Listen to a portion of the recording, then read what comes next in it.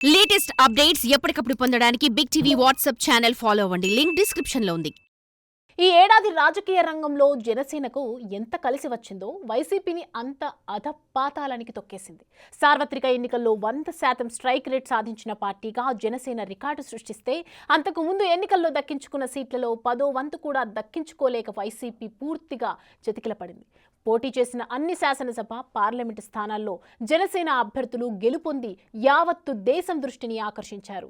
మహారాష్ట్ర ఎన్నికల్లో ప్రచారం చేసి నేషనల్ ఇమేజ్ సొంతం చేసుకున్న జనసేనాని ప్రధాని మోడీ ప్రశంసలు అందుకుంటూ పొలిటికల్ స్క్రీన్ పై కూడా అందరి దృష్టిని ఆకర్షిస్తున్నారు. అందుకే ఇది మా లక్కీ ఇయర్ అంటూ న్యూ ఇయర్ సంబరాలకు సిద్ధమవుతున్నారు జన సైనికులు.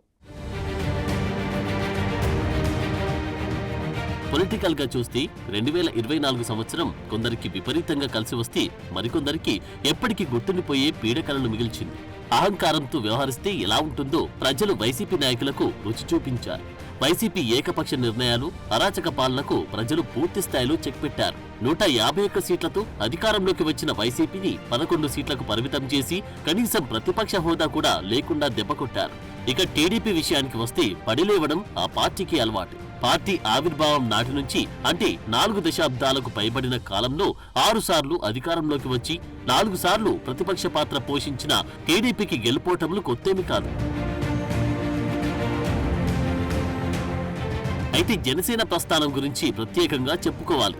ఆంధ్రప్రదేశ్ రాజకీయాల్లో జనసేనకు ఆ పార్టీ అధ్యక్షుడు పవన్ కళ్యాణ్ కు బాగా కలిసొచ్చిన సంవత్సరంగా 2024ని చెప్పుకోవచ్చు. 2014లో పార్టీని పెట్టినప్పటికీ ఆ పార్టీలో కూటమి విజయానికి ప్రచారం చేసిన పవన్ కళ్యాణ్ పోటీకి దూరంగా ఉన్నారు. 2019లో తొలిసారి ప్రత్యక్ష ఎన్నికల్లో ఒంటరిగా పోటీ చేసిన జనసేన కేవలం 1 సీటును మాత్రమే గెలుచుకుంది. జనసేనాని అయితే పోటీ చేసిన గాజువాక, భీమవరం 2 చోట్ల ఓడిపోయారు. అదే జనసేన 2024లో పోటీ చేసిన 21 శాసనసభ, 2 పార్లమెంటు స్థానాల్లో గెలుపొంది 100% స్ట్రైక్ రేట్ సాధించింది. 2024 ఎన్నికల తర్వాత జనసేన పార్టీ ఉండదని, పవన్ కళ్యాణ్ రాజకీయాలకు పనికిరారంటూ ఎంతో మంది ఎన్నో విమర్శలు చేసినా ఆయన పట్టించుకోలేదు.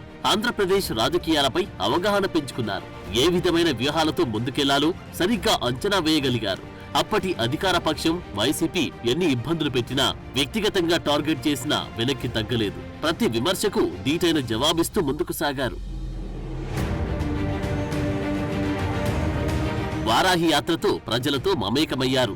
ప్రభుత్వ వ్యతిరేక ఓటు చీలనివ్వబోనన్న మాటపై చివరకు నిలబడుతూ బీజేపీ, టీడీపీ, జనసేన మధ్య పొత్తు కుదరడంలో పవన్ కళ్యాణ్ కీలక పాత్ర పోషించారు. జనసేనకు తక్కువ సీట్లు కేటాయింపుపై ఎన్నో రకాల విమర్శలు వచ్చినా తాను పోటీ చేసి అన్ని స్థానాల్లో గెలిచి సత్తా చాటడమే తన ముందున్న కర్తవ్యమంటూ ముందుకెళ్లారు. చివరకు పోటీ చేసిన అన్ని స్థానాల్లో గెలిచి చరిత్ర సృష్టించారు. వైసీపీని అదాపాతాళానికి తొక్కేస్తానని ఎన్నికల ప్రచారంలో శపథం చేసిన జనసేనాని దాన్ని చేసి చూపించారు. ఆంధ్రప్రదేశ్ శాసనసభ ఎన్నికల ముందు వరకు జనసేన ఒక రాజకీయ పార్టీ. ఎన్నికల తర్వాత ఆ పార్టీ ఓ శక్తిగా మారింది. పవర్ ఉంటే ఏదైనా చేయొచ్చు. జనసేన లక్ష్యం చేరుకోవాలంటే పవర్ కావాలంటూ పవన్ కళ్యాణ్ పదే పదే వ్యాఖ్యానించేవారు. సరిగ్గా 2024 ఎన్నికల తర్వాత ఏపీ ప్రభుత్వంలో జనసేన భాగస్వామిగా మారింది. పవన్ కళ్యాణ్ ఉప ముఖ్యమంత్రి బాధ్యతలు స్వీకరించారు. ఎన్నికల ముందు ప్రజలకిచ్చిన హామీలను పవన్ కళ్యాణ్ మర్చిపోలేదు. అధికారంలో ఉన్నా లేకపోయినా తాను ప్రజాసేవకుడినేనంటూ ముందుకు సాగారు. ప్రభుత్వ పరంగా తీసుకునే నిర్ణయాల్లో ఎక్కడా తొందరపాటు చూపించకుండా నిదానంగా ముందుకెళ్తూ అందుబాటులో ఉన్న వనరులతో ఏ విధంగా అభివృద్ధి చేయగలమో ప్రణాళికలు రచించుకుంటూ ముందుకెళ్తున్నారు. తనకు ఇష్టమైన గ్రామీణాభివృద్ధి, పంచాయతీరాజ్ శాఖల బాధ్యతలను నిర్వర్తిస్తూ రాష్ట్రంలో తనదైన మార్క్ పాలనను ప్రజలకు చూపించేందుకు పవన్ కళ్యాణ్ ప్రయత్నిస్తున్నారు.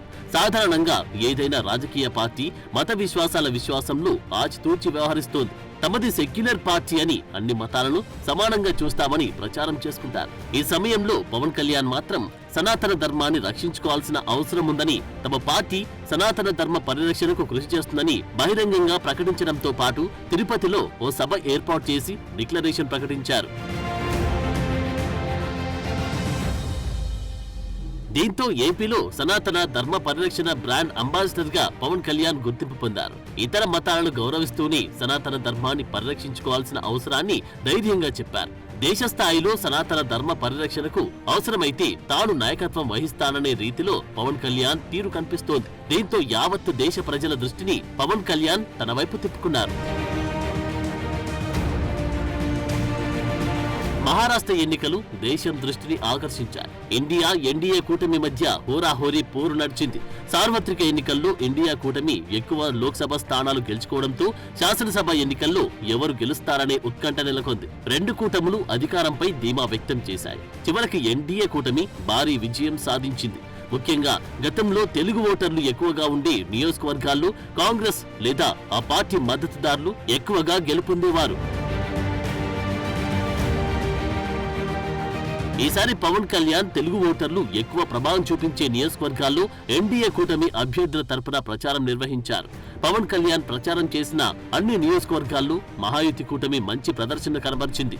దీంతో పవన్ కళ్యాణ్ ఇమేజ్ తెలుగు రాష్ట్రాలు దాటి జాతీయ స్థాయికి వెళ్లింది. అప్పటి నుంచి పవన్ కళ్యాణ్ నేషనల్ లీడర్ అంటూ జన సైనికులు నినాదాలు హోరెత్తిస్తున్నారు. మరోవైపు ఎన్డీఏ సమావేశాల్లో పవన్ కళ్యాణ్ ను ప్రధాని మోడీ ప్రశంసలతో ముంచెత్తడం ఆయన ఇమేజ్ ను దేశ స్థాయిలో మరింత పెంచింది. జనసేనాని ఎక్కడికి వెళ్లినా సీఎం అంటూ జన సైనికులు హోరెత్తిస్తున్నారు. ఇటీవల ఏజెన్సీ ప్రాంతాల్లో పవన్ కళ్యాణ్ పర్యటించినప్పుడు అలా నినాదాలు చేస్తున్న అభిమానులను ఆయన వారించారు.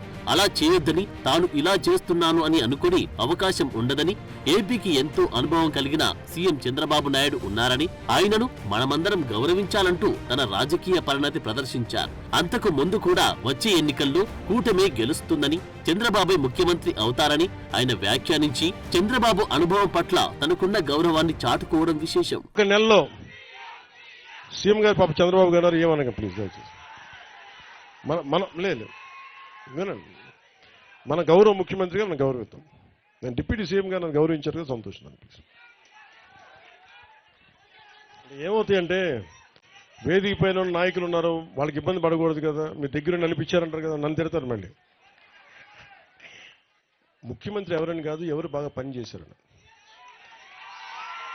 ముఖ్యమంత్రి గారు ఆయన అనుభవం చాలా కీలకం, చాలా కీలకం. ఈరోజు 40 కోట్లు కావాలి మన గిరిజన గ్రామాలకంటేనే వెంటనే ఆయన ఒక అరగంట మొత్తం అందరిని పిలిచి మాట్లాడారు. ఇవ్వగలమా అంటే వెంటనే ఇచ్చేద్దాం, వెంటనే చేశాం. సో అందుకని మనస్ఫూర్తిగా ఆయన మరోమారు మీ అందరి తరపున కూడా ఇంకోసారి ఆయన ధన్యవాదాలు తెలుపుతాం.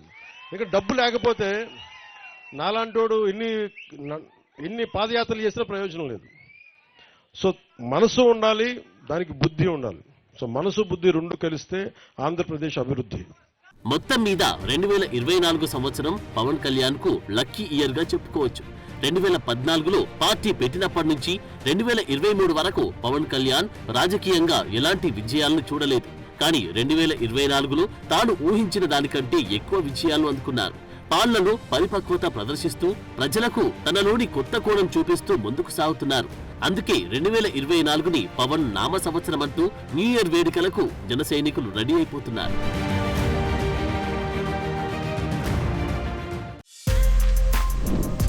For more videos like this, subscribe Big TV channel.